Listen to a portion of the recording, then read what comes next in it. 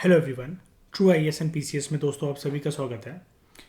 हम लोगों ने प्रीवियस लेक्चर तक जो सारे के सारे मनी सप्लाई के जो कंपोनेंट्स होते हैं और उसके बियॉन्ड कुछ और भी कंपोनेंट्स जो कि राइटर ने हमें बताए, साल 1998 में जो नए मॉनेटरी एग्रीगेट्स और लिक्विडिटी एग्रीगेट्स इंट्रोड्यूस करे गए थे, बहुत ही ज़्यादा कॉम्प्रिहेंसिव तरीके से हमने इसके बारे में बात करी। अब चलो कुछ दूसरे कॉन्सेप्ट्स की तरफ हम लोग मूव ऑन करते हैं और बात करते हैं एक इम्पॉर्टेंट कॉन्सेप्ट के बारे में, मनी मल्टीप्लायर। मनी मल्टीप्लायर दोस्तों बेसिकली क्या होता है? ये एक रेशियो होता है broad money is to reserve money. सबसे पहले हम लोगों को ये समझना पड़ेगा कि हम लोगों ने ब्रॉड मनी किसको कहा था। ब्रॉड मनी जो है वो M3 होता है और रेशियो किसका है? Broad money is to reserve money, M3 is to M0।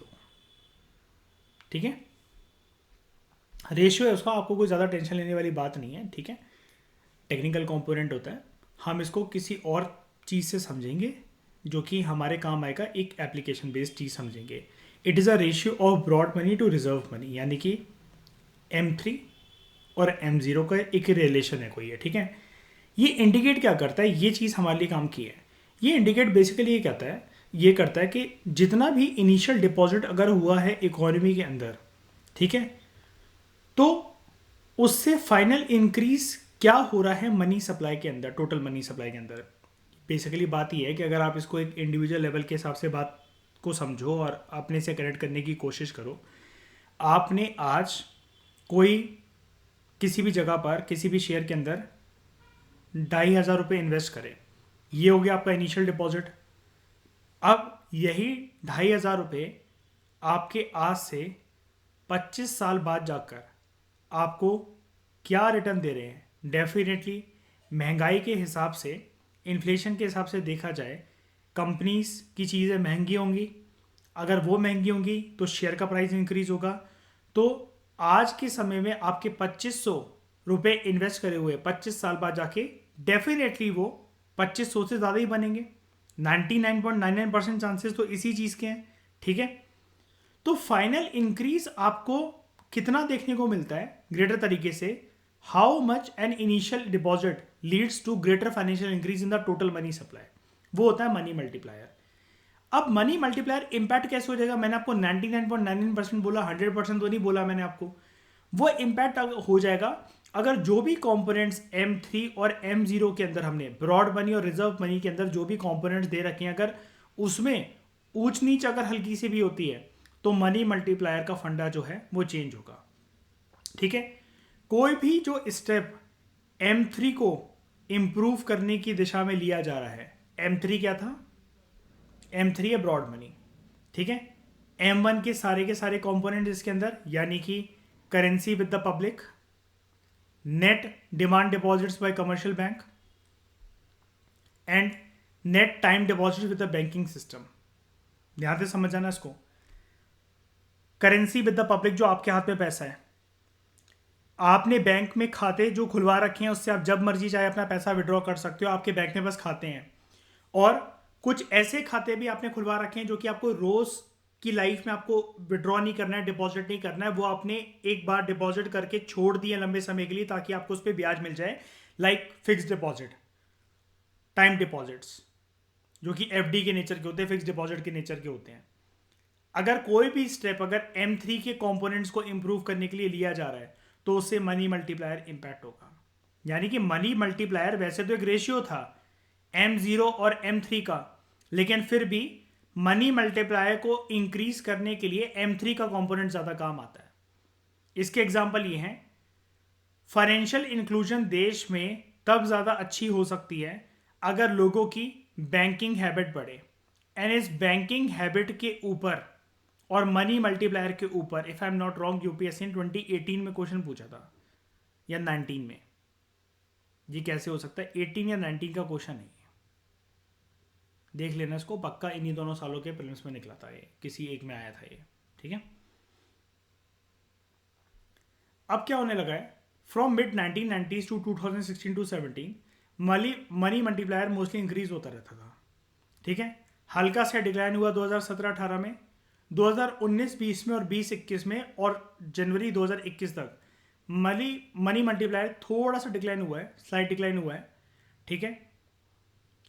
And basically ये चीज़ को रिफ्लेक्ट कर रहा है कि लार्ज डिपॉजिट जो है वो बैंकों ने आरबीआई के पास करे अंडर रिवर्स रेपो। ठीक है, ये हम जानेंगे सारे के सारे rate, repo rate, reverse repo rate, statutory liquidity ratio, ये सारी चीज़ें हम जानेंगे। लेकिन शाइनी इन सबको बताओ रिवर्स रेपो रेट क्या होता है, जिसके तहत कमर्शियल बैंक को क्या करना पड़ता है। हाँ, कमर्शियल बैंक को पैसे देने पड़ते हैं और आरबीआई बेसिकली बोरो करता है। तो कमर्शियल बैंक को क्या ब्याज मिलता है उस पर? बिल्कुल मिलता है। ठीक है, डोंट वरी, मैं आप सबको ये वाली चीज़ समझाऊंगा। अभी के लिए आप इसको छोड़ दो, अपने दिमाग से निकाल दो। हाँ, और ये जो चीज़ है ना कि क्या कम हो रहा है क्या वो हो रहा है, आप ये साल छोड़ो, ये साल किसी काम के नहीं है। बस स्टेटमेंट पे एक ध्यान रखना कि अगर ये स्टेटमेंट आ जाए, इस प्रकार की स्टेटमेंट ना यूपीएससी के जितने भी एग्जाम्स होते हैं उनको खेलना बहुत पसंद है। क्या मनी मल्टीप्लायर हमारे देश में कॉन्टिन्यूसली इंक्रीज हो रहा है या कॉन्टिन्यूसली डिक्रीज हो रहा है क्या? बताओ। नहीं, कॉन्टिन्यूस जैसी कोई भी चीज़ नहीं है मनी मल्टीप्लायर के लिए। ठीक है, अब ना हम चलते हैं करेंसी सिस्टम को समझने के लिए, और यहां पर बात हो रही है डिजिटल करेंसी की। लेकिन एकदम से कैसे इस डिस्कशन को स्टार्ट कर लें डिजिटल करेंसी की? इससे पहले करेंसी के और भी तो माध्यम रहे होंगे।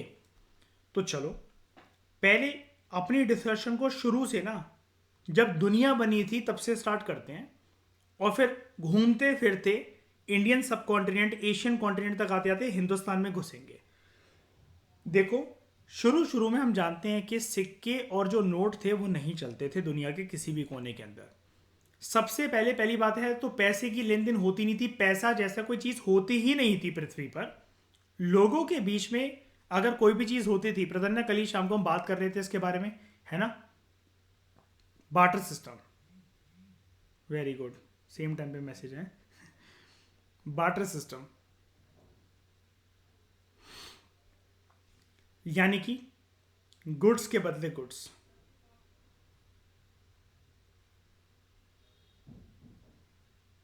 ठीक है, लेकिन बार्टर सिस्टम की कुछ ना कुछ खामियां थी, जिसके बारे में आप डोंट वरी, सीवी सचदेवा वाले लेक्चर आप अटेंड कर लोगे तो आपको पता लग जाएंगे, वहाँ बहुत डिटेल में हमने बात करी हुई है। ठीक है, बार्टर सिस्टम जो था बेसिकली उसका ये था कि अगर आपको आलू टमाटर वगैरह एक्सचेंज करने हैं आपस में एक दूसरे से, तो अब आपको ये नहीं पता ना कि जैसे मतलब मान लो एक छोटा सा एग्जांपल मैं इसका देता हूँ ताकि सब लोग रिलेट कर जाएं। यार आप ना एक घोड़े के व्यापारी हो, आप घोड़े सप्लाई करते हो, ठीक है, या आप एक डायमंड मर्चेंट हो। अब आपको मान लो किसी की टफरी पर चाय पीनी है। अब जब पैसा है ही नहीं उस जमाने के अंदर, तो फिर इसका मतलब क्या है, क्या घोड़ा दे दोगे? अब घोड़े के बदले सवाल ये उठता है कि फिर कितने दिन तक चाय पी सकते हो, कितने महीनों तक चाय पी सकते हो? डायमंड अगर इतना बड़ा है, अगर आपके पास कोई डायमंड है जो कि इतना बड़ा है, तो आप उसको क्या छोटे छोटे टुकड़ों के अंदर उसको वो दोगे और फिर उससे कितनी चाय पी सकते हो? आप क्या, आपको अगर 2 कप चाय पीनी तो अपना घोड़ा क्या बीच में से काट दोगे क्या? ये बहुत सारे जो ऊट पटांग के सवाल थे ना, ये बार्टर इकोनॉमी जब चलती थी सच में ये रोजमर्रा के जीवन में लोगों की जिंदगियों में उनको परेशान करते थे। तो necessity is the mother of invention. जब तक इंसान को जूता पड़ता नहीं है तब तक उसका दिमाग चलता नहीं है। ठीक है, तो क्या हुआ, मनी बार्टर सिस्टम की कमियों को दूर करने के लिए इन्वेंट हुआ। पैसा इन्वेंट ही इसलिए हुआ क्योंकि बार्टर सिस्टम के अंदर कमी थी, इस वजह से। क्योंकि उस जमाने के अंदर सबकी नीड क्या है, आज भी क्या है, रोटी सबसे प्राइमरी नीड। तो उस टाइम पर लोग जो है वो डाइवर्सिफिकेशन ऑफ वर्क के बारे में सोचेंगे ही नहीं। क्यों नहीं सोचेंगे? एक कॉल सेंटर में बंदी अगर काम कर रही है, उसको 1 किलो आटा चाहिए, 1 किलो आटा चाहिए उसको, किसान तो दे देगा, लेकिन जब मनी है ही नहीं और बदले में इसको क्या देना होगा? ये कॉल सेंटर में काम करती है तो सर्विस दे सकती है कॉल सेंटर की। भाई किसान लेकर क्या करेगा कॉल सेंटर की सर्विस? उसका कौन सा भाई किसान बैठा हुआ अमेरिका के अंदर, अफ्रीका के अंदर, जो उससे बात करनी है उसको? वो कह रहा मुझे कुछ समझ में ही नहीं आ रहा, मैं क्यों लूँ तुम्हारी सर्विस, ये तुम माइक लगाकर ईयरफोन लगाकर भुंडी सी शक्ल बनाकर बोलती रहती हो, मुझे तो कुछ मतलब ही नहीं है इससे। मैं तो नहीं दे रहा तुम्हें आटा, और आटा उठाकर मारेगा और बोरी से उसके मुंह पे, सारा मेकअप झड़ जाएगा उसका। तो इस तरह की जो प्रॉब्लम थी सच में होती थी लोगों को। अब ये कोई मजाक वाली बात थोड़ी ना है, सच में होती थी। तो लोग सोच ही नहीं सकते थे फिर और कुछ काम धंधा करने के बारे में, सारे लोग खेती बाड़ी करते रहेंगे। अब मनी इन्वेंट हुआ। मनी जब शुरू में इन्वेंट हुआ, जिसको आज हमारे आंखों के सामने जो एक गांधी के नोट की सीरीज आ जाती है, या चलो आपको इतना पता होगा कि हाँ सर हमें ये पता है पेपर नोट नहीं होते थे लेकिन सिक्के होते थे अकबर के टाइम पे, ठीक है, दिल्ली सल्तनत के टाइम पे, या फिर गुप्ता एम्पायर के टाइम पे। तो आपको इतनी नॉलेज तो है कि सोने चांदी के सिक्के वगैरह होते थे। लेकिन ये भी चीज़ें बहुत बाद में आई हैं। सबसे पहले जैसे शुरू शुरू में कोई जो चीज़ें चलती थी उनको ना ऐसा बोला जाता था कि कभी कभार अगर हम इसको एक टाइमलाइन दें, तो मनी की सबसे पहली फॉर्म थी कमोडिटी फॉर्म ऑफ मनी। उन्हीं को मनी माना जा रहा है। जैसे मैंने आपको एग्जांपल भी दिया था, एज़टेक सिविलाइजेशन के अंदर कॉफी बीन्स को मनी के तौर पर यूज करा जाता था। उसके बाद काउरीज को भी मनी की फॉर्म में यूज करा गया। काउरीज अब तो सबको क्लियर है ना, मैंने उस दिन दिखा दिया था आपको, जो कौड़ियां होती हैं, मैं आप लोगों को काफी बार दिखा चुका हूं।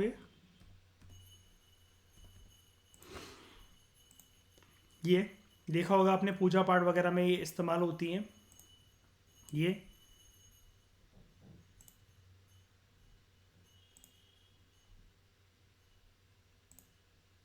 ठीक है, हिंदी में कौड़िया बोलते हैं, इंग्लिश में काउरीज बोलते हैं, ठीक है। ये यूज़ होता था। लेकिन फिर वही वाली बात है कि जब इनकी प्रोडक्शन बढ़ने लग गई कॉफ़ी बीन्स की, और समुद्र के किनारे रहने वाले लोग, एक वेव आई, हल्की सी लहर आई, सुनामी आई, सारी की सारी जो कौड़ियाँ थी, छोटे छोटे जो कौड़ियों जैसे जो शंख थे, जो प्रीशियस माने जाते थे, मनी की तरह यूज़ करे जा सकते थे, मोती वगैरह जो भी हैं, समुद्र के किनारे बल्क में आ गए। अब जिस चीज़ की सप्लाई, या फिर कोई भी ऐसी चीज़ जो कि सबके हाथों में आ ही चुकी है बल्क में, बहुत ज़्यादा बल्क मात्रा में, तो फिर उसकी इंपॉर्टेंस तो गिरी जाएगी, है ना। तो फिर बाद में मनी का फॉर्मेट आता है मेटालिक मनी। राजा महाराजाओं का ज़माना आया, किंगडम्स बने, एम्पायर बने, उन्होंने कुछ ना कुछ कॉइनेज सिस्टम स्टार्ट करवाया। अब कॉइन्स, आप लोगों को ये भी पता है कि ज़रूरी नहीं कि सारे के सारे कॉइन्स उस ज़माने के अंदर गोल ही होते थे।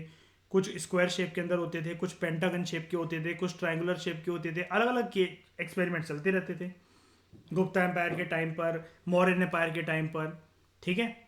अगर हम प्राचीन भारत सभ्यता की बात करें, या प्राचीन भारत इतिहास की अगर हम लोग बात करें, तो वहाँ पर भी हमें कॉइन के एविडेंसेस एंशिएंट इंडियन हिस्ट्री में देखने को मिलते हैं। प्राचीन भारत मतलब एंशिएंट इंडियन हिस्ट्री, तो कॉइन्स वहाँ पर यूज हुए। अब ये मेडिवल इंडिया तक आते आते हुआ क्या कि कॉइन्स जो थे उसके लिए जनरली जो प्रीशियस कॉइन्स हैं उसके लिए यूज़ करा जा रहा है गोल्ड, सिल्वर, कॉपर। जब तक ये अवेलेबल रहे तब तक तो उनके खूब बेहतरीन क्वालिटी के सिक्के छपते रहे। लेकिन आपको पता है कुदरत के अंदर मेटल्स जो हैं वो लिमिटेड नेचर के अंदर अवेलेबल होते हैं। तो जब राजा महाराजा अपने सिक्कों की क्वालिटी को गिराने लग गए, वो गोल्ड से मूव करते करते सिल्वर की तरफ आने लग गए, सिल्वर से मूव करते करते कॉपर की तरफ आने लग गए, तो जनता ने फिर ये चल के सोचा कि नहीं यार ये वाली चीज़ ना वर्कआउट नहीं करेगी लॉन्ग टर्म के अंदर। ज़माना बीता, वक्त बीता, एरा बदला, टाइम बदला, सेंचुरीज बदली, और उसके बाद आता है हमारे सामने पेपर मनी। वक्त आगे बढ़ते बढ़ते हमारे सामने आता है लीप्स एंड बाउंड्स करते हुए पेपर मनी। पेपर मनी जिसको आप प्रॉपर तरीके से एक अपने करेंसी नोट्स कहते हो, इनके भी साइजेस होते थे। बहुत पहले कभी अपने पापा या दादा नाना नानी से पूछना, बहुत बड़े बड़े करेंसी नोट्स चलते थे, लगभग आधे आधे हाथ जितने बड़े। धीरे धीरे करके इनका साइज रिफाइन हुआ, कुछ भी हुआ, आज़ादी हुई, आज़ादी जब मिली देशों को, अगर हम भारत की बात करें, तो फिर सेंट्रल बैंक जैसी अथॉरिटी आई और करेंसी नोट्स वगैरह वो जो थे ये चीज़ें चलती रही। अच्छा, कॉइनेज की एक बात मैं आपको आप लोगों को और बताता हूँ कि कॉइन की वजह से, कॉइन से चलते चलते पेपर मनी कैसे।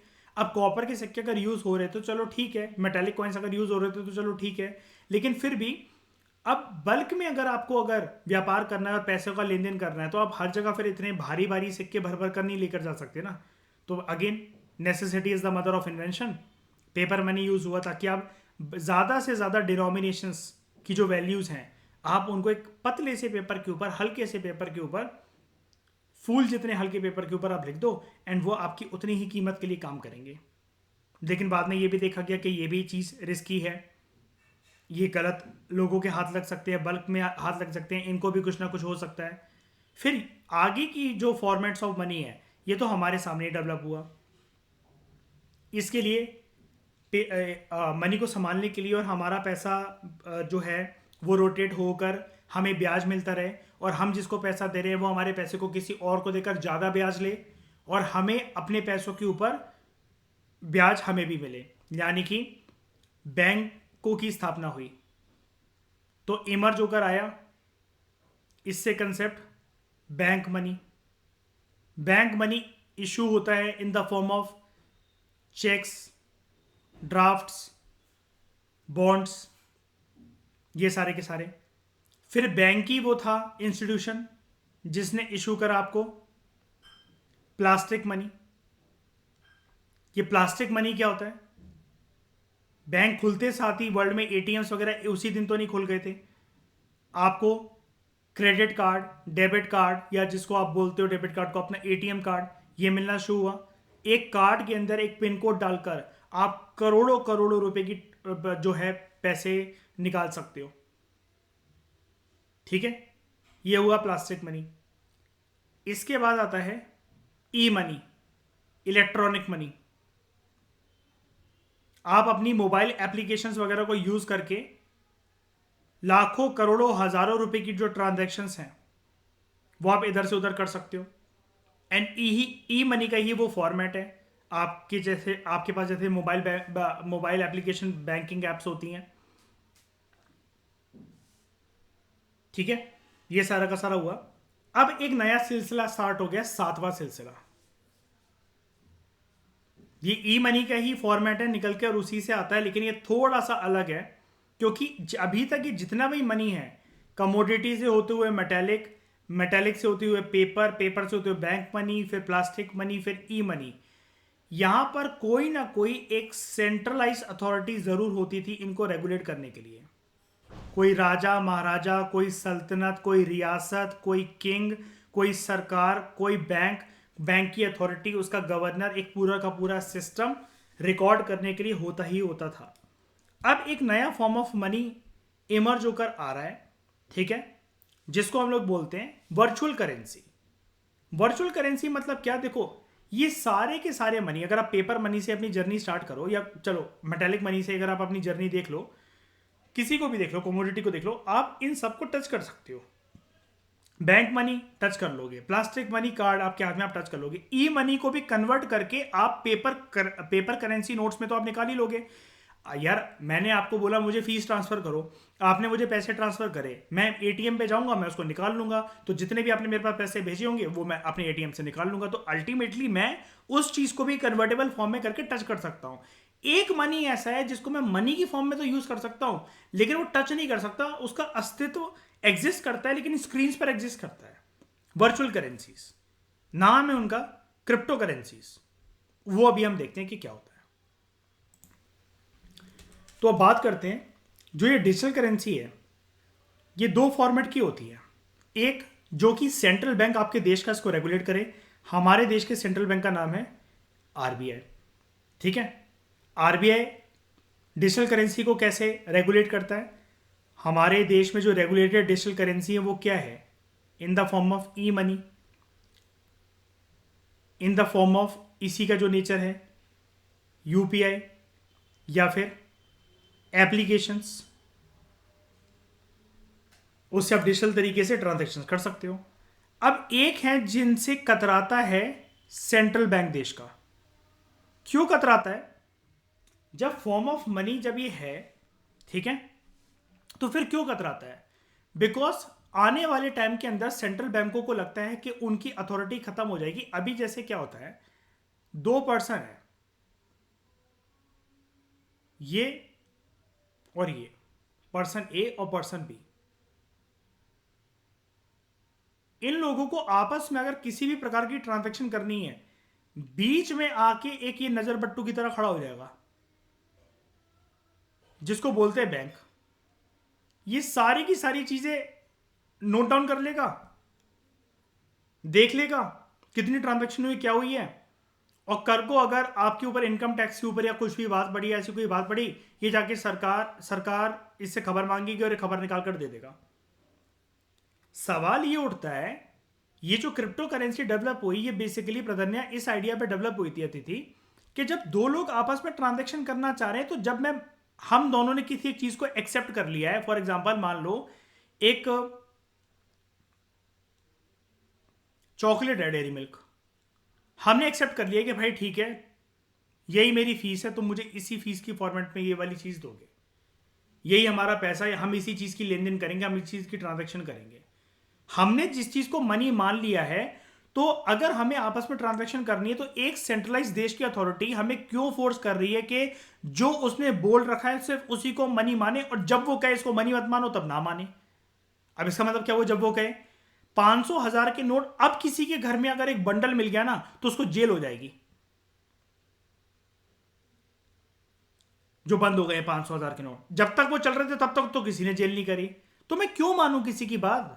जब तुम कहो जिस चीज को एक्सेप्ट करना है, ये तो वही वाली बात, ये तो वही वाली बात हो गई, जैसे जो निब्बे निब्बे प्यार में खोए रहते हैं अपने आशिकों के, अपनी माशूका के। बेबी तुम दिन बोलोगी तो दिन कहूंगा, रात बोलोगी तो रात कहूंगा, अबे हट।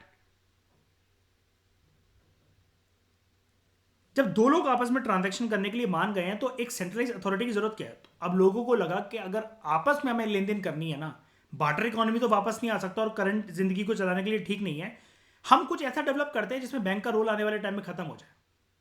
जब हमने सोच ही लिया है कि आपस में हमारा मामला चल रहा है, भाई मुझे आपसे कोई चीज लेनी है, आपको मुझसे कोई चीज लेनी है, ठीक है, जब हमने मान लिया कि हाँ ठीक है भाई हम इस चीज को एक्सेप्ट कर लेंगे एज फॉर्म ऑफ करेंसी, तो हम बैंकों का माध्यम क्यों रखे बीच में, बैंक क्यों बीच में हमारे एक वो करेगा रेगुलेशन, नहीं चाहिए भाई तुम्हारी सहूलियत, हम आपस में ट्रांजेक्शन कर लेंगे। अब सेंट्रल बैंक को लगता है आने वाले टाइम के अंदर, और सिर्फ इंडिया के नहीं, देशों, बहुत सारे देशों के सेंट्रल बैंकों को लगता है ये जो चीज अनरेगुलेटेड है, ये जो चीज आई है, ये इनकी अथॉरिटी को आने वाले टाइम के अंदर खत्म कर देगी, तो वो उसके ऊपर थप्पा ही नहीं लगाते हैं, उसकी पीठ ही नहीं थपथपाते हैं। पीठ थपथपाएंगे तो लीगल स्टेटस मिल जाएगा, लीगल स्टेटस नहीं डालना चाहते, क्योंकि वही वाली बात है ना, दुकान के सामने दुकान खड़ी होना तो कभी अच्छा नहीं लगता। एक राशन की दुकान है मेरी, उसके सामने आप भी एक इतनी बड़ी राशन की दुकान खोल लो, तो आधे कस्टमर्स तो आपके पास भी आएंगे, तो वो मुझे अच्छा नहीं लगेगा ना, हमारे बीच में कोल्ड वॉर रहेगा हमेशा। यही चीज हो रही है सेंट्रल बैंकों के साथ। नाम है इस अनरेगुलेटेड करेंसी का क्रिप्टो करेंसी, जो कि एक वर्चुअल करेंसी है, और एक ये स्पेशलाइज टेक्नोलॉजी पे चलती है जिसको हम लोग कहते हैं क्रिप्टोग्राफी। ये जानना आपको बहुत जरूरी है, ये वाला वर्ड जो है साल 2020 या साल 2021 में यूज करा गया था यूपीएससी के द्वारा। क्रिप्टोग्राफी कुछ नहीं होता, क्रिप्टोग्राफी एक नौटंकी है। अभी तक के लिए जो टर्म यूज होता था अखबारों के अंदर, यूपीएससी के मटेरियल के अंदर, या यूपीएससी जिसको खुद भी मानता था, वो था, कहां गया ये, ब्लॉकचेन टेक्नोलॉजी। बस इसी के लिए एक नई टर्म हाई फाई, बस वो है ना कि जमाना आगे बढ़ता है तो कूल बनने का स्टेटस चाहिए होता है ना सबको, तो बस यही अखबार नई टर्म यूज करने लगे, क्रिप्टोग्राफी। तो अब बस वो क्रिप्टोग्राफी, अभी समझाता हूं पूरा का पूरा क्रिप्टोग्राफी और ये सब क्या होता है, लेकिन अभी तक के लिए आपको ये चीज समझ में आ गई होगी, ठीक है। अब ये है कि ये वर्चुअल करेंसी है। जब करेंसी ही वर्चुअल है, कोई चीज वर्चुअल है, तो मैं इसको, इसका मतलब यहां पर टच नहीं कर सकता, टच का एलिमेंट नहीं है। ये ऐसी चीज नहीं है कि मैं कहूं कि मेरे पास, मेरे ध्यान से सुनना, अब क्लास इंटरेस्टिंग होगी आपकी, कि मेरे पास कुछ क्रिप्टोज हैं, इसको शॉर्ट में क्रिप्टोज, क्रिप्टो करेंसी को शॉर्ट में क्रिप्टोज बोला जाता है, मेरे पास कुछ क्रिप्टोज हैं, एंड आपने कहा कि दीपांक एक दे सकते हो मुझे, तो मैंने कहा मैं तुम्हें ट्रांसफर कर सकता हूं, ये दे नहीं सकता। तो आपने मुझसे कहा यार तुम तो उस दिन दिखा रहे थे कि देखो ये बिटकॉइन होता है, ये इथीरियम होता है, ये माना होता है, ये सोलाना होता है, ये एवेक्स होता है, ये शीबा इनू होता है, ये डोज कॉइन होता है। मैं कहा हाँ होते हैं। तो उसने कहा तुमने फोटो भी दिखाई थी मुझे, मैंने कहा हाँ मैंने दिखाई थी। तो और तुमने ये भी कहा था कि तुम होल्ड कर रहे हो उसको, मैंने कहा हाँ होल्ड कर रहे हो। तो उसने कहा कि फिर निकाल के क्यों नहीं दे सकते हो, जैसा डोज कॉइन की तुमने फोटो दिखाई थी। मैंने कहा क्योंकि इसको अगर मैं कहीं निकालने जाऊंगा तो इसके कोई सिक्के फिजिकल फॉर्मेट के अंदर नहीं मिल रहे, ये स्क्रीन्स के ऊपर है, पूरी डिजाइनिंग है। जैसे हम लोग कोई ऐप डिजाइन करते हैं, मैं थंबनेल डिजाइन करता हूं। अब जैसे मैंने मान लो कोई थंबनेल बना रखा है, तो इस थंबनेल को क्या आप निकाल लोगे अंदर से? ये सारे 2023, 24, 1800, ये 99, सी सेट या मेरी फोटो या मुझे अंदर से निकाल लोगे क्या इसके? नहीं, ये वर्चुअल चीज है एक पूरी की पूरी, ये पूरी की पूरी एक वर्चुअल चीज, आप कैसे निकाल लोगे उसको? सेम यहां पर आपके क्रिप्टो करेंसीज होती हैं। अब सबसे पहले ये जब एक वर्चुअल करेंसी, जब इसको टच नहीं कर सकते तो भाई इसका कोई रूप स्वरूप तो होता ही होगा। तो देखो, इसका जो सबसे पहली जो स्टार्टिंग हुई थी वो होती है बिटकॉइन की। आप कभी भी बिटकॉइन देखोगे ना, ये आपको देखेगा ये पूरा का पूरा। इनफैक्ट ये देखो, इनफैक्ट जो मेरा चैनल है दूसरा ट्रेडिंग का, उसके ऊपर भी आपको ये लोगो देखने को मिलेगा। ये देखो,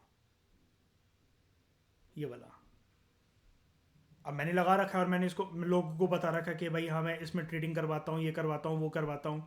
लेकिन फिर भी जब ये बिटकॉइन पे आपको ऐसा बी दिखेगा, दो डंडे दिखेंगे, ये दिखेंगे, ये बिटकॉइन की पहचान है।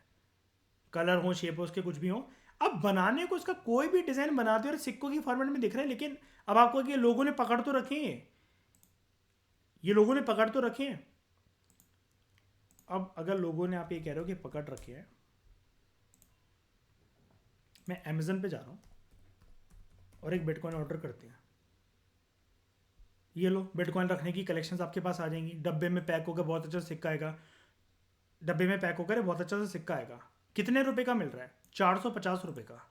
एक बिटकॉइन की कीमत देखना चाहोगे?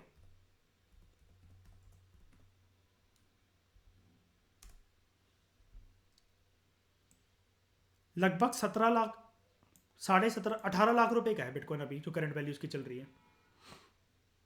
जिस डेट पे अभी हम ये क्लास ले रहे हैं, ऑलमोस्ट 17,79,527.57 रुपीज का चल रहा है। हाई आज तक कितने पे गया था?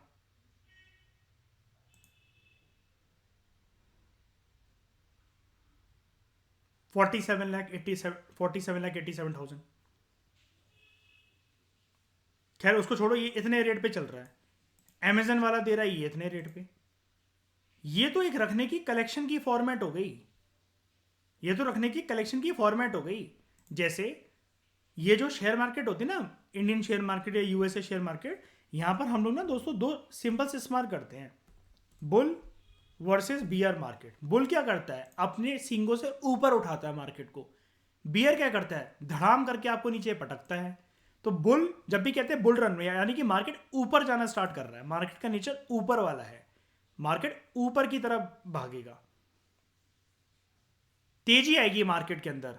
इन बुल्स को हिंदी में कहते हैं तेजड़िया। और बियर क्या करेगा? धड़ाम करके छाती पे कूद के नीचे पटकता है। मार्केट नीचे जब गिर रहा है, जब बियर प्रेशर है, जब सेलिंग प्रेशर है, उसको कहते हैं बियर रन। हिंदी में कहते हैं बियर्स को मंदोड़िया, जो मार्केट में मंदी लाता है। तेजड़िया, मंदोड़िया। अब ये जो चीज है ये कहीं सच में तो होती नहीं है, ये तो एक कंसेप्ट का नाम है ना। लेकिन अब ये देखो,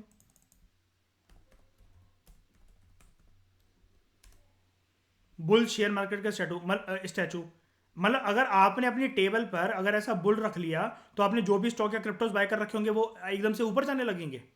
भड़ाम भुड़ुक बड़म होकर कोई टोना टोटका हो जाएगा और वो एकदम से ऊपर जाने लगेंगे आपकी क्रिप्टो करेंसीज वगैरह। अगर आपने अपनी टेबल पे बुल रख लिया या बियर रख लिया, तो मार्केट नीचे गिरने लगेगा। कोई सेंस है इस बात की? नहीं ना। सिमिलर तरीके से इस बात की भी कोई सेंस नहीं है कि ये बिटकॉइन को आप ऑनलाइन अमेजन पे जाकर ये ऑर्डर करवाओ। ये एक वर्चुअल करेंसी है, क्योंकि इसको हटाते हैं, ये एक वर्चुअल करेंसी है, क्योंकि पूरी की पूरी ये देखने में ऐसा लग रहा है लोगों ने कंसेप्ट्स बना रखे हैं, कुछ ना कुछ फोटोज बना रखी हैं, वो ठीक है, आप इसको टच नहीं कर सकते। इसके बाद जो सेकंड बेस्ट करेंसी होती है वो होती है इथीरियम। ये एक नाम है कॉइन्स के, ये कॉइन्स के नाम है। इसका सिंबल ये होता है, इसका सिंबल ये होता है इथीरियम। ऐसे बड़े सारे हैं। एक होता है सोलाना, ये इलॉन मस्क जिसको सपोर्ट करता है, इलॉन मस्क को तो जानते ही होगे, richest person of the world, I think अभी इसी के नहीं सेकंड रिचेस्ट है, जेफ बेरोस के पास है I think first title. Elon Musk, ये सपोर्ट करता है हमेशा एक कॉइन को, शीबा इनू। इसके बारे में शायद से आपने सुना होगा। शीप कहते हैं शॉर्ट में से। इस डॉगी के बेसिस पर ये वाला कॉइन बना है। और शीबा इनू कैसा होता है ये दिखा देता हूँ मैं आपको। ये है शीबा इनू, शीबा इनू कॉइन। ये होता है शीबा इनू। ये है शीबा इनू, ये है बिटकॉइन। ऐसे एक होता है फर्स्ट डिजिटल प्रॉपर्टी, माना। इसको माना को हम लोग डिसेंट्रलैंड कहते हैं, डिसेंट्रलैंड माना। ये फर्स्ट डिजिटल प्रॉपर्टी है। आने वाले टाइम में फिजिकल प्रॉपर्टीज का कंसेप्ट खत्म हो जाएगा और सिर्फ यही ये प्रॉपर्टीज चलेंगी। इन क्लासेस को बिल्कुल ध्यान से सुनो, सीरियसली लो। यूपीएससी क्वेश्चन पूछ रहा है। ये शेयर मार्केट की क्लास नहीं ले रहा मैं यहाँ पर आपकी बैठ के। ये चीज़ें आपके लिए समझना ज़रूरी है। ये पूरा का पूरा आपका एक एक कंसेप्ट है ये। और ये जो कॉइन है ना, मैं आपको सच बता रहा हूं, सच। अपने घर वालों को बोल के रख दो, अभी जो माना का जो रेट चल रहा है ना,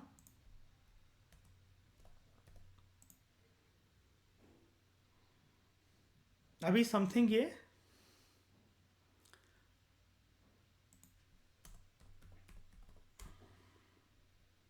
$0.55 का बता रहा है ना। ये $0.55 इंटू रुपीज़, ₹45 का चल रहा है अभी ये करेंटली आज के समय में। मैक्सिमम ये जो गया था ना, ये 400, 450, ₹500 के आसपास तक गया था। आने वाले टाइम के अंदर आपकी यही रियलिटी है। यही आप लोगों ने शायद से एक दुनिया का नाम सुना होगा, मेटावर्स। माना ने भर भर के इन्वेस्टमेंट करी है। ऐसा आपने देखा होगा, सैमसंग का गियर आता है आंखों में लगाने वाला। इसके अंदर आप पिक्चरें देखो, पॉन देखो, बिल्कुल ऐसे लगेगा बिल्कुल सामने एक्शन परफॉर्म हो रहे हैं। और अगर आप इसको हल्के में ले रहे हो ना, ये मेटावर्स क्या है, इससे क्या ही हो जाएगा, हम ये क्यों खरीदें, ये 64 क्यों बर्बाद करें। इनके प्रोजेक्ट सुन लो।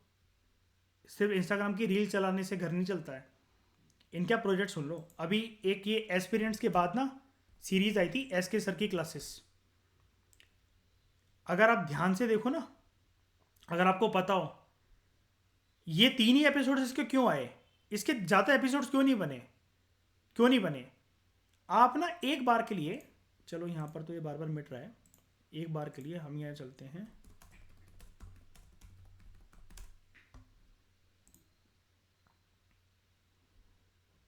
इसको फाइनेंस किसने करा ना, आप ये देख लो एक बारी।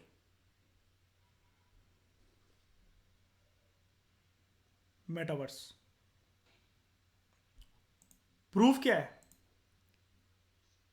इसमें लास्ट का सीन आता है ये, जिसमें गियर बॉक्स बेचता है ये पूरा का पूरा। और ये जहां पर ओल्ड राजेंद्र नगर की जो टफरी होती है चाय की प्रदर्शन, जो विजन आईएएस वगैरह पूरा का पूरा जहां हम चाय पीते थे, ठीक है, ये पूरा इन्होंने बैठ के डिजिटल दुनिया ऐसे बना रखी होती है। अब जो 6G टेक्नोलॉजी और ये जो मेटावर्स की दुनिया आएगी, हम लोग क्लासेस अभी जैसे सामने मैं स्क्रीन शेयर करनी पड़ती है मुझे, हम बिल्कुल एक दूसरे को फील करके क्लासेस ले सकते हैं। कि मुझे किसी के गुस्सा है, सच में मेटावर्स को ऐसे उठा के मैंने आपके मुक्का मार दिया देखे, और खून टपकने लगा आपकी नाक से। ये पूरा का पूरा मेटावर्स है ये, जिसको हम एक क्रिएटेड दुनिया कहते हैं।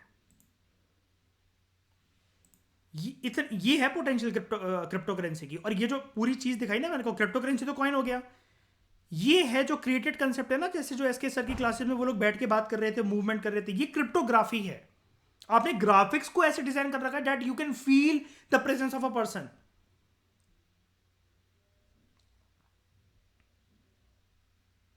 आप इस अंदर मूवी देखो, कुछ भी देखो, आपको अभी तक आप 3D जानते थे, 4D जानते थे, जो भी था, आप यहां पर इसको आपको फील होता है। फोन देख रहे हो आप बैठ के, आपको ऐसा लगेगा सामने एक्शन परफॉर्म हो रहे हैं बिल्कुल आपके बेड पे।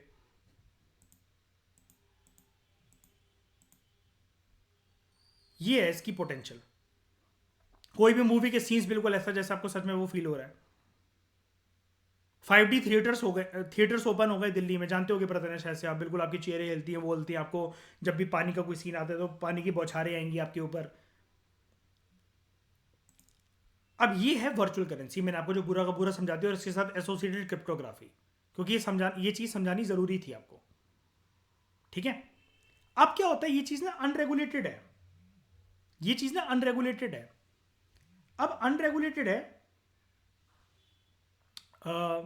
तो यहां पर ना, लेकिन फिर भी लोग आपस में इसके ऊपर ट्रांजैक्शंस कर रहे हैं। और जबकि हर एक ऐप आपको, जो आप जब भी क्रिप्टो करेंसीज होल्ड करते हो तो आपको हर एक ऐप ये बताती है कि आपका जो है ये चीज़ अनरेगुलेटेड है, सोच समझ के करें। जैसे वो नहीं आता म्यूचुअल फंड्स का ऐड आता है कि mutual funds are subjected to market risk, please think before investing, और ऐसा करके जो भी आता है।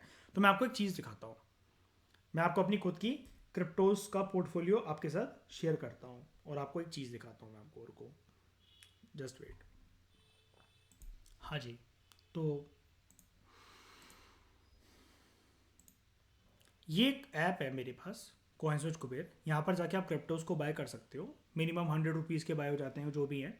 अब देखो मेरी करंट वैल्यू पोर्टफोलियो की चल रही है 49,329.22 एंड 21.45% मुझे प्रॉफिट चल रहा है, ठीक है।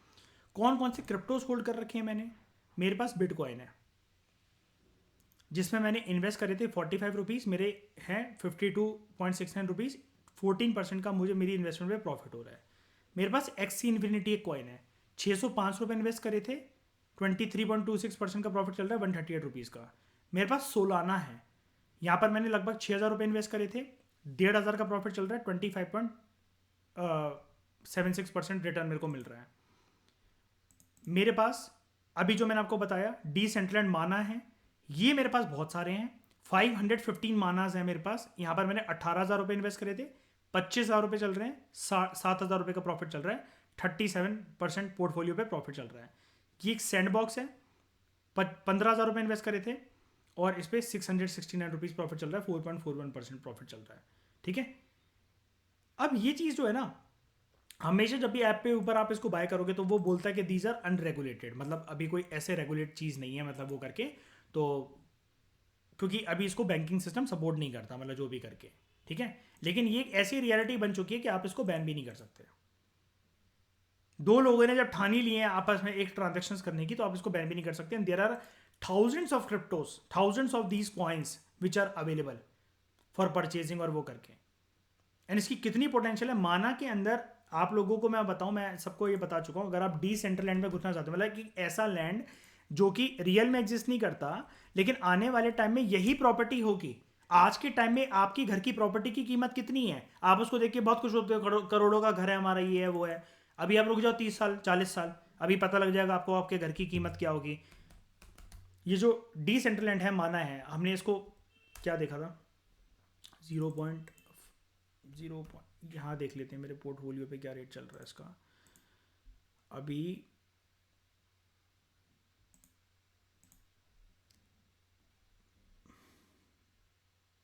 ऐसे कुछ चल रहा है इसका रेट, 45-50 रुपीज़ के आसपास चल रहा है, ठीक है।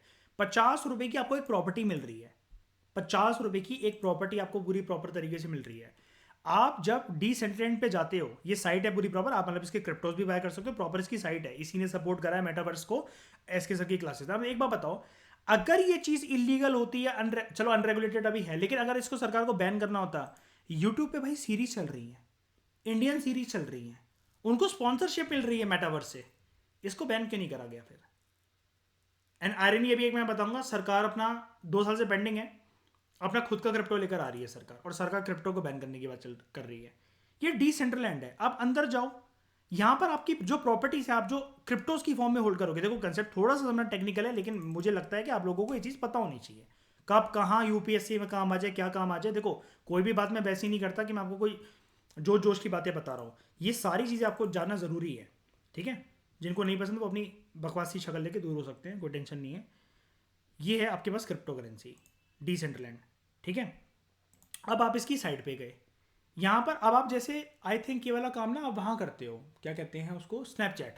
स्नैपचैट पे आप अपना खुद का ये बनाते हो, क्या कहते हैं उसको, क्या बनाते हो, इसको कुछ बोलते हो ना तुम लोग, एवटार, एवटार बोलते हैं ना आई थिंक, है ना। खुद का एवटार बनाते हो। अब आप यहाँ पर जाके अपना ऐसे एक एवटार बनाओ, ठीक है।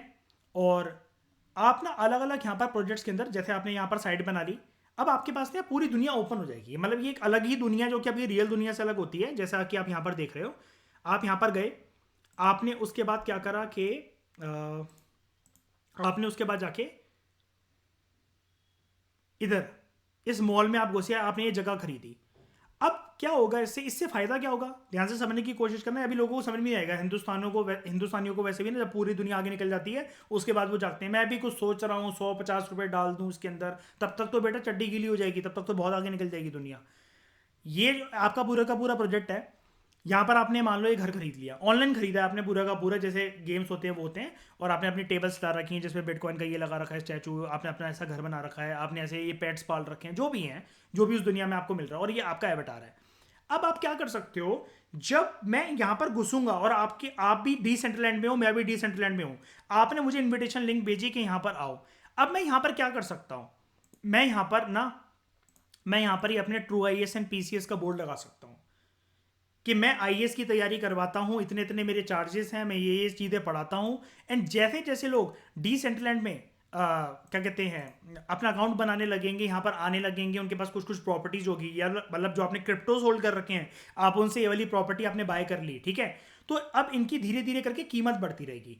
कल को मैं ये सारी की सारी प्रॉपर्टी बेच दूं, ये पूरी प्रॉपर्टी जो एम्पायर है, मैंने 2023 में, साल में 2023 में इसको परचेज करा, अकाउंट बनाकर डिसेंट्रलैंड की साइट पर जाकर यहाँ पर मैंने अकाउंट बनाया, मेरे पास क्रिप्टोज है, क्रिप्टोज के बेसिस पर मैंने एक प्रॉपर्टी खरीदी। प्रॉपर्टी खरीदने के बाद मैंने इसको होल्ड करा 2000 साल 40 तक, 45 तक, या 35 तक, या 2030 तक। उसके बाद इसकी कीमत बढ़ जाएगी इस प्रॉपर्टी की ऑनलाइन। अब इसको मैंने पूरा का पूरा मैंने बेच दिया। ये बिके हुए पैसे कहाँ आएंगे मेरे पास, ये जो मेरे पास पैसे हैं ये मेरे पास इस क्रिप्टोज में आएंगे, ठीक है। हर क्रिप्टो बिटकॉइन नहीं होता, बिटकॉइन एक नाम है क्रिप्टो का, ये दूसरा क्रिप्टो है माना, डिसेंट्रलाइज इसको कहते हैं, ये मेरे पास इसमें आएंगे। एंड मैं इसको अपने जाकर ऐप में ट्रांसफर करूंगा और ऐप से मैं अपने सारे के सारे पैसे विड्रॉ कर लूंगा।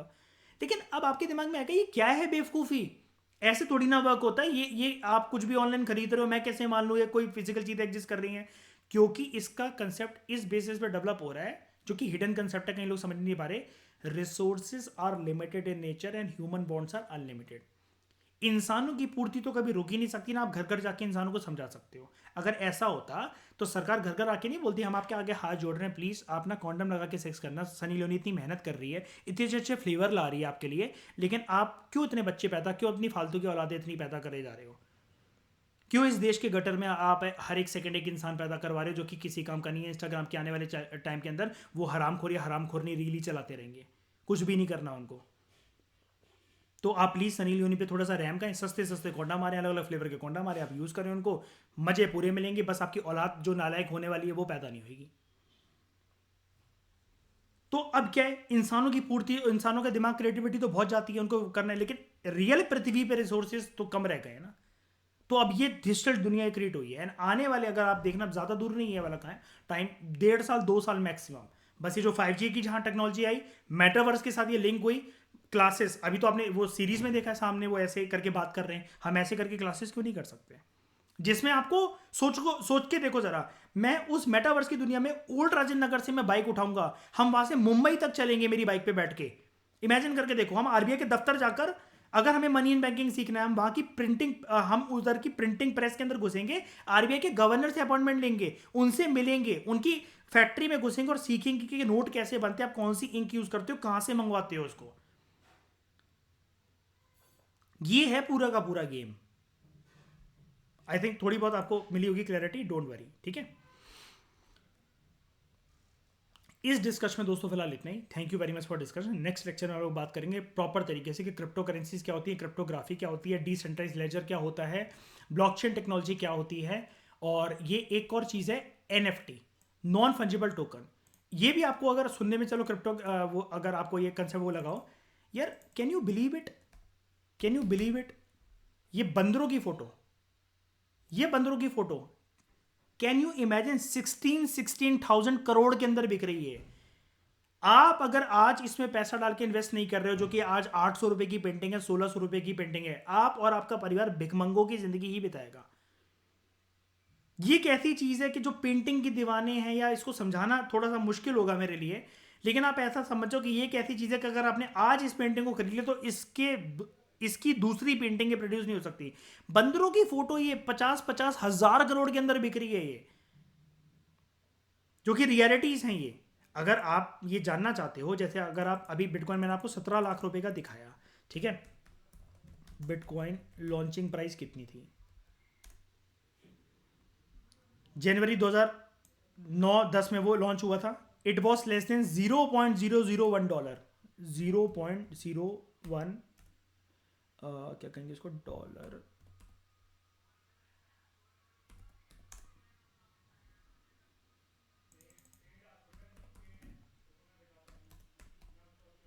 डॉलर टू INR कह रहा है ना वो, तो ये होगा 0.01,